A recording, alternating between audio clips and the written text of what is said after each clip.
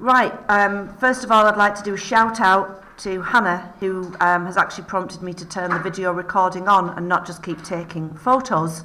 Always helps when you have young people helping with technology in the room. Just going to lower this blind so I can actually see the screen. So what are we doing today, guys and gals? We're moving away from our 12th night Hamlet annotations, and we're going to start doing some paper 2 section A, annotating dystopian unscenes. I'm joined by my first years in the room, one of whom is my daughter, so if you hear annoying comments, it's probably from her. And we've only just started the dystopian topic, so we're just tentatively finding our way through it, and our set texts are The Handmaid's Tale in 1984, and maybe we'll make some videos on those later on. I think I'll definitely make one on the birthing scene in Handmaid's Tale because I really like teaching that bit. So we're going to imagine we're in the exam, we've turned the question paper over, and here we are, we've got this extract from Vox by Christina Dalcher, written in 2018. And the first thing that I'm going to write on my extract is, how do I know this is dystopian? Yes. You've managed to lose it within like 2 seconds. Et voila. I thought this was one you gave me. No, it's one I've literally just put on your tables. There we go. Has everybody got a highlighter and a pen? Good. Because that's what I'm being asked. I'm being asked to think about, the examiner's assuming that I'm now an expert on the dystopian genre. I've gone beyond The Handmaid's Tale and 1984 because I want to go beyond Band 4 in my exam. So I'm showing that I'm an expert. And I know that one of the things that I'm going to do, let's move that up a little bit. My process, I've got a good 15 minutes of planning. And I'm going to do my skim, scan, scour. Right? What am I doing when I'm skim reading? I'm going through, I'm getting the gist. How does this feel as a dystopian piece? When I scan it, when I read it again, I'm going through and I'm highlighting things. And then when I scour, I'm thinking about selection of the annotations that I really want to focus in on. I wouldn't want any of my students to start this exam unless they'd read this 3 times. Even on my skim though, I'm probably going to start highlighting because I like to highlight, especially with such a pretty colour. If anyone told me I could bring down the president and the pure movement and that incompetent little shit Morgan LeBron in a week's time, I wouldn't believe them, but I wouldn't argue. I wouldn't say a thing. Okay, pure movement, what's that? I've also got first person narrator. I'm going to just draw attention to that. I've become a woman of few words. Tonight at supper, before I speak my final syllables of the day, Patrick reaches over and taps the silver-toned device around my left wrist. I'm guessing this isn't a Fitbit. It's a light touch, as if he were sharing the pain. What pain? Or perhaps reminding me to stay quiet until the counter resets itself at midnight. This magic will happen while I sleep, and I'll begin Tuesday with a virgin slate. My daughter, Sonia's counter, will do the same. Can you see what I'm doing? Anything that looks a bit weird, anything that's standing out, I'm going, I might need to come back to that. My boys do not wear word counters. Ooh, and that's on its own, isn't it? Look at it there. Over dinner, they are all engaged in the usual chatter about school. Sonia also attends school, although she never wastes words discussing her days. At supper, between bites of a simple stew I made from memory, right? Patrick questions her about her progress in home economics, physical fitness, and a new course titled Simple Accounting for Households. So I'm being drawn to the subjects that she studies. Is she obeying the teachers? Will she earn high marks this term? He knows exactly the type of questions to ask, closed-ended, requiring only a nod or a shake of the head.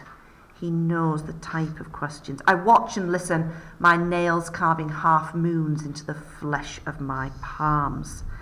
Sonia nods when appropriate, wrinkles her nose when my young twins, not understanding the importance of yes-no interrogatives and finite answer sets, ask their sister to tell them what the teachers are like, how the classes are, which subject she likes best.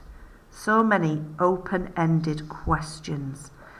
I refuse to think they do understand, that they're baiting her, teasing out words. I refuse to think. Looks interesting. But at 11, they're old enough to know. Okay, they're only 11. And they've seen what happens when we overuse words. Sonia's lips quiver as she looks from one brother to another, the pink of her tongue trembling on the edge of her teeth, or the plump of her lower lip. A body part with a mind of its own, undulating. Stephen, my eldest, extends a hand and touches his forefinger to her mouth. I could tell them what they want to know. All men at the front of the classroom now. One-way system. Teachers talk, students listen. It would cost me 16 words. I have 5 left. How is her vocabulary? Patrick asks, knocking his chin my way. He rephrases. Is she learning? I shrug. By 6, she's 6 years old, Sonia should have an army of 10,000 Lexemes, individual troops that assemble and come to attention and obey the orders. Her small, still plastic brain issues. Should have, if the 3 R's weren't now reduced to 1.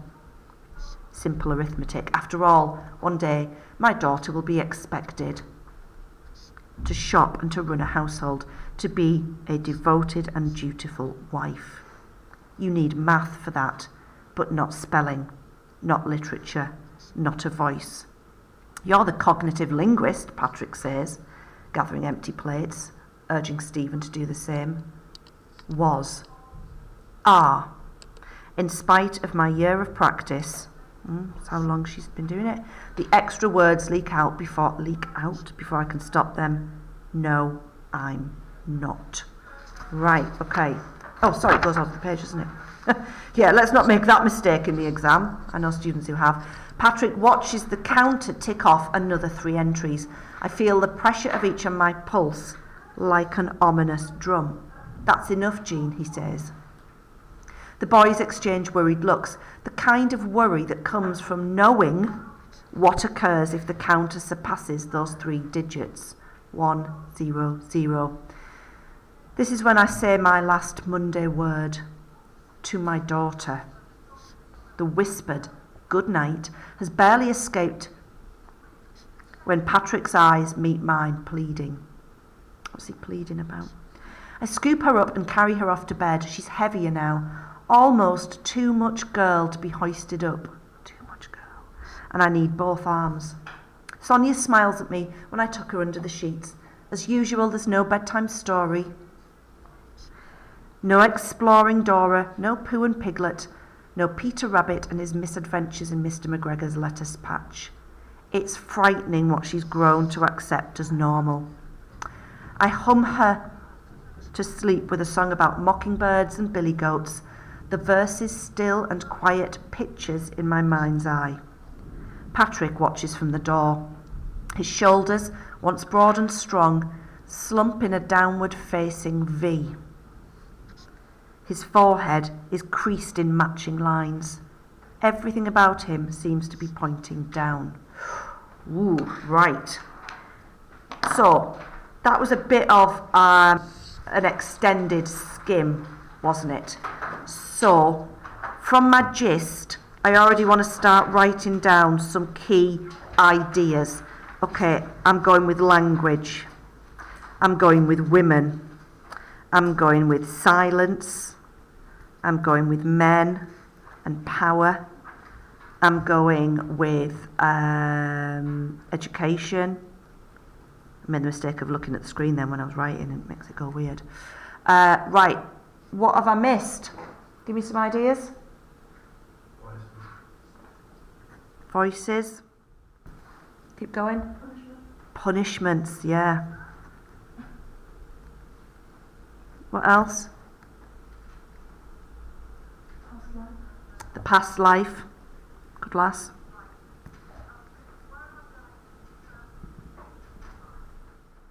One beginning with I. Key one. Pardon? Identity. Excellent.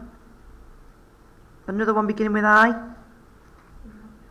Good lass. You're on fire today, Abby. Indoctrination. And we're looking with indoctrination about how and perhaps the speed of it. We know that there's been a year. Anything else? Doesn't have to be, just if there's anything that you think, oh. So what this does now is focus me on my reading, on my scanning. Okay? So, how am I going to start annotating this? You might want to have your little list in front of you that Claire had asked you to do, because I'm thinking now, I'm going to remind myself up here about tone, about setting, about my protagonist, about tropes. Was that it? Was there something else? And characterisation. Thank you, Ellie. Right. And I'm going to just write those on my paper. I'm not going to try and remember them. How do I know this is dystopian, and how might I use these ideas to help me explore? So, what I've learned is that this woman is doing something, and we've got a time frame, we've got a week, and this, whatever this dystopian setting is going to be brought down. So this woman, although she seems powerless here, she's going to have some power later on. And this pure movement, so this is what we're calling whatever is in charge, this pure movement. But a movement would suggest something that's just kind of gained currency and is popular. Here, though, it's a bit of a misnomer. It seems a bit more of a movement, doesn't it? Feels more like laws or a system, something ingrained and something that you might want to rebel against. So, good, I've got this word rebellion I'm going to start thinking about. And now that I've read it and I'm going back, this little throwaway comment, I've become a woman of few words, is deeply ironic, isn't it? We would use that phrase to describe someone who's just naturally quiet. Here, she doesn't seem naturally quiet. And we've also got Patrick, who I'm going to assume is her husband. And she wonders if he shares the pain. And we've got this silver tone device. So in terms of my tropes, I know that one thing about a dystopian world is often how technology is used. So I made a joke there about the Fitbit. But we are living in a world that's increasingly controlled by technology, by statistics. But here it's not counting my number of steps, it's counting my number of words. Sun in your eyes there, Alex. Do you want Alex, do you want to just pull the blind down? And then this standalone little phrase, my boys. But she still calls them my boys, which intimates that they're her sons and that they're quite young. They don't wear word counters. Why not? Well, we're used to dystopian worlds where men have more privileges than women. So that doesn't surprise me. What's this thing about the stew that I made from memory? What does that tell us? There isn't a recipe, or there is a recipe and she's not allowed to read it.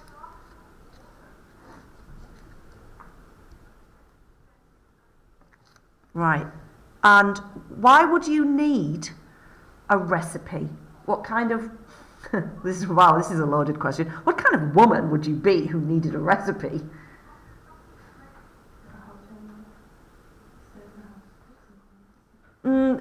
No. Is it more like the opposite? Yeah. She's expected to, because that's what a good housewife would do. So alright, so why would she need a recipe? Because she's not used to being a housewife. So she's not, so she, what all she can remember to make from memory is a simple stew. Right? A bit like me. And now we find out that her daughter is reduced to home economics, physical fitness, and simple accounting for households. So there we're getting into education, and there's obviously a difference between what her mum can do, and we'll learn later on that she's actually a cognitive linguist. Right. How does this woman feel about what's happening? Well, she's pretty angry.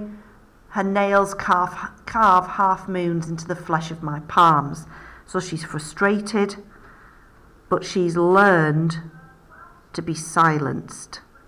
She's learned to be silenced. I don't think that's a very good grammatically correct sentence. And there's stuff here about what you basically are having to learn how to, the whole nature of conversation has to change. You can't be asking people open-ended questions, which is the exact opposite of how you want good conversation to go. How was did you have a good day? As opposed to, tell me what was good about your day. Very different responses, aren't they? Sonia's lips quiver, a body part with a mind of its own. Does anyone want to tell me about those? Beth?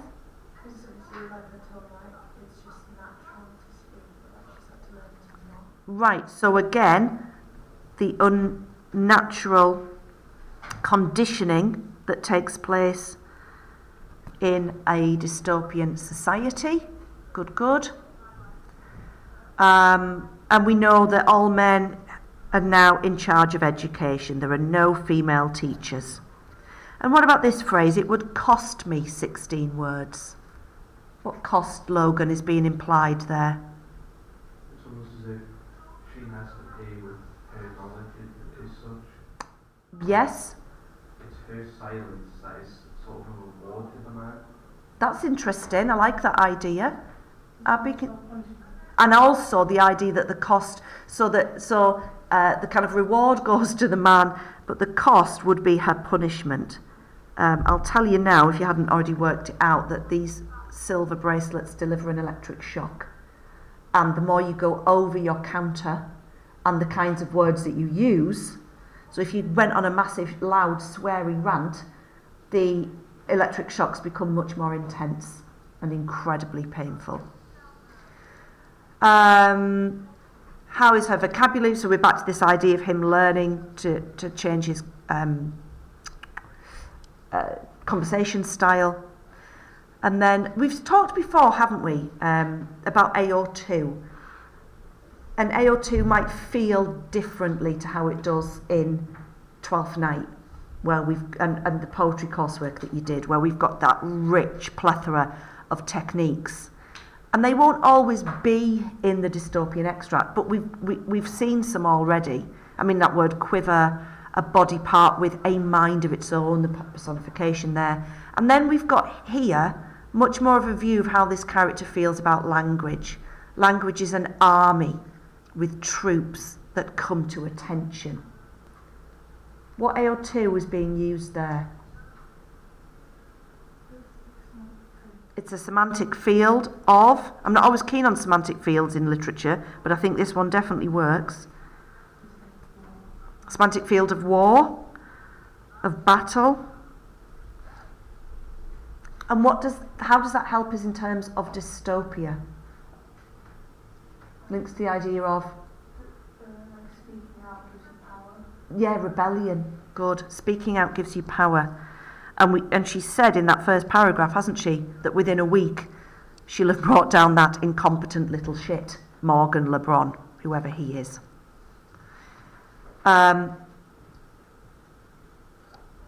Again, this idea of being expected to be devoted and dutiful wife, not a voice.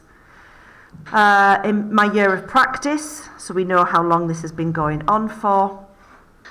Practice also suggesting that she hasn't perfected it yet. Doing all of this without my nice fountain pen as well. It's making me feel uneasy. Leak out. What AO2 is that? It's another metaphor. and it suggests an accident, but this accident will lead to punishment, won't it? Okay, we're doing really well. Now we're on 20 minutes here. I've said you've got 15. Obviously this takes longer because we're discussing it. Just like when we've done the 12th night ones that have sometimes taken half an hour, but you're going to know those before you go in. What about this ominous drum? AO2, it's a... Georgia?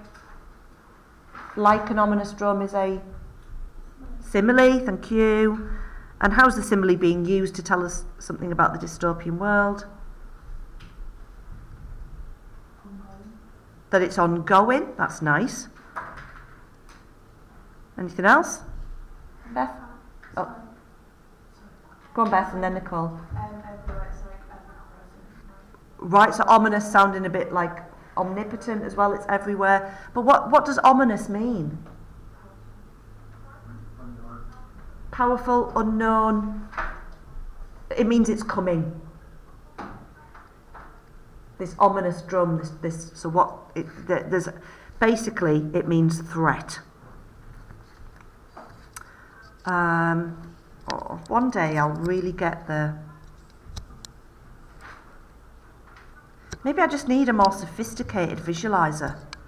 Maybe I'll invest in a better one. What do you think? Because we are using it loads, aren't we? The boys exchange worried looks, the kind of worry that comes from knowing what occurs. So, what does that tell us? That the punishments are severe and also real. Yeah, they happen.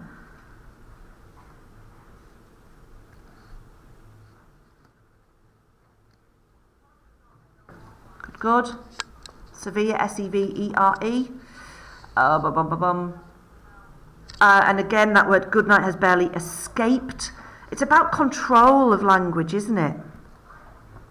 And then we get here, don't we, this little section of bedtime. Bedtime routine has changed. We've gone from, you were laughing at me for talking about Hey Dougie, but there's a girl in this class who used to love Hey Dora, didn't you? Nicole. See what I did there? Who else went to bed on a night being read to? Put your hands up. No, only half the class. Oh my God, that's so sad. That is so sad. So the change in terms of setting, we've got a reminder of the past. And then what do we want to say about Patrick at the end here?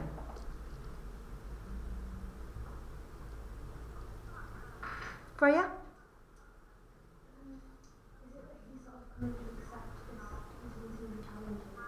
Yeah. He's been defeated by it, and he seems to be quite accepting of it as well, doesn't he? Right, lovely. So, I think I've kind of done my scan and scour in one there, because I was trying to get through it in the time. But what we haven't done, what's the one thing I'd like you all to do now before you would actually start writing your essay? Yeah, plan. But we've done that. We've picked out the quotes there. They are. They're all highlighted and annotated. Alex? Text. Link to other texts. Where have we seen it? So let's do a few together on the visualizer. We're not going to do them all. And you're going to tell me. Let's work methodically through it though. Let's go for 5 links. 5's a good number.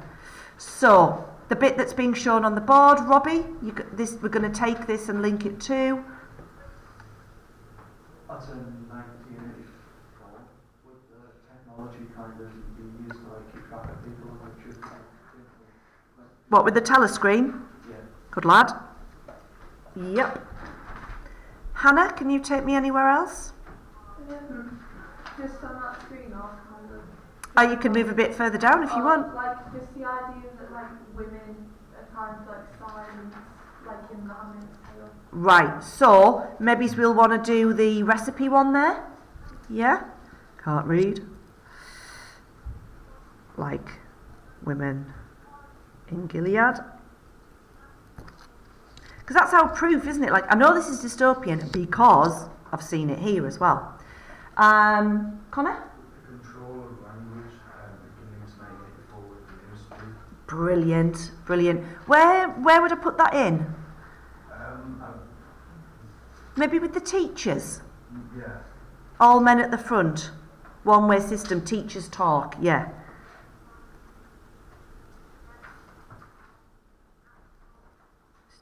Right, good. That's, how many is that? 3? 2 more? Emily, you got one? It's almost never. That's all right. At the beginning it says I wouldn't argue over the same thing. Traumatic language in my head is like more, control. It's not I couldn't argue. So it's like when often talks about the room, it's like not my curtains or not my bed. So the fact that she hasn't capitulated fully, and that's a nice word to use if you don't know it, capitulated, hasn't kind of given in and been fully indoctrinated. Abby? So the whole like teacher thing that we talked about in newspaper, could you also like link that with how when they go out and parents come and say the thing to each other? Yeah, so that control of language in The Handmaid's Tale, the pairs, they've got set phrases, haven't they? Anything else, Robbie? Do you know when she says that a boys come over, let the boys sit there and talk about their experiences throughout the day now? Yeah. Could that kind of link to like the torment and things in the long walk, where it's not like the people that walk or like that, the people that are on the side watching it kind of like cheering on as if it's something that they want to do. Right. Crowd in the long walk, that's lovely. Lovely. At the end, when it talks about Patrick, it seems like a reduced version of himself, and it's like when he's falling himself deprived and like really. Yeah. Reduced, like Winston. Oh, I can't spell like. Lovely ideas. Anything else, Bethany? I don't know whether or not you could say this, but do you know how Alfred is separated from her daughter? Yeah. And she's the one who's suffering. Yes. It's the same like her boys can speak, but she can't. So, oh, that's a lovely idea. So, like, I might link that to the whispered good night. That although she hasn't been separated from Sonia physically, emotionally, she can carry her, but she can't talk to a little girl. There's a scene not long after this actually where Sonia wakes up in the night. She's having a nightmare, and they rush down the hall, obviously to comfort her, but also to clamp a hand over her mouth and shut her up. Can you imagine that? You're in the middle of having a night terror, and you're being silenced like that. So, Offred and daughter, and separation. Good. Right. So, I've given you this sheet because today we've also looked at the extract, the opening in fact we've looked at 2 openings because this is the opening chapter as well, from When She Woke. We've done our skim, scan, scour, and then we've just got some nice little ways in to our writing. So we would change Jordan to Dalcher. Dalcher presents the theme of language, common to many dystopian novels, to explore the idea that this is evident when other dystopian novelists have used language in a similar way, such as Orwell in 1984, This Is Because. So what I'm trying to say is if you follow that framework, you kind of can't go wrong. Now obviously that'll make your essay sound a little bit ploddy, but it'll make sure that we're hitting the assessment objectives. And as we start to develop our technique and our flair, we can branch out from that, can't we? And it's the quality, I guess, of the themes that we've chosen and the quotations and analysis that we do. It's that quality that we're looking for. I think what would be a really good idea for homework would be for you to have a go at doing one of these just one on when she woke, and one on Vox. So you're just writing this up. So we're taking all those ideas and we're just having a little practice of putting them together, and I'll just check those in your folders on Monday. Okay?